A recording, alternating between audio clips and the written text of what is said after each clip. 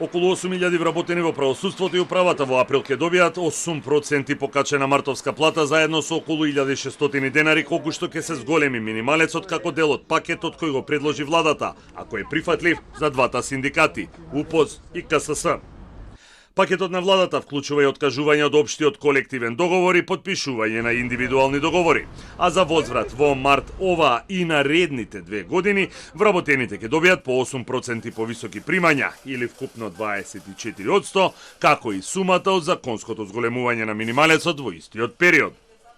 Од досега пристигнатите изјаснувања, 95% од синдикалните организации се изјаснија дека барањата на синдикатот на УПОЗ, кое е прифатено од страна на владата за зголемување на платите, е поповолно и прифатливо. По изјаснувањето на сите синдикални организации, синдикатот на УПОЗ во текот на наредната недела ќе оствари работна средба со представниците на владата, на која ќе биде договорен опфатот и теркот на колективниот договор. Премиерот Мицкоски кажа дека ако синдикатите и владата се на иста линија, следната недела ќе почнат да се пишуваат индивидуалните договори и почнувајќи од април годинава, заклучно со март 2028, вработените во управата и правосудството ќе ги добијат трите договорени покачувања на платите.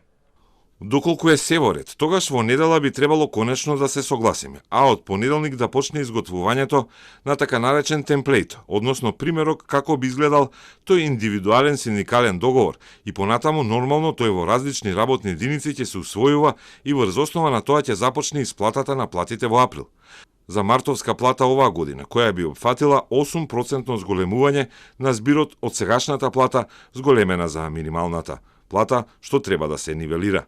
Истото ова би се реплицирало 2027 година и во 2028 година. Од друга страна пак ССМ продолжува со борбата да издействува што е можно поголемо зголемување на минималецот од законски предвидените 1.600 денари. Идната недела ССМ ќе ги блокира собранието, стопанските комори, како и владата.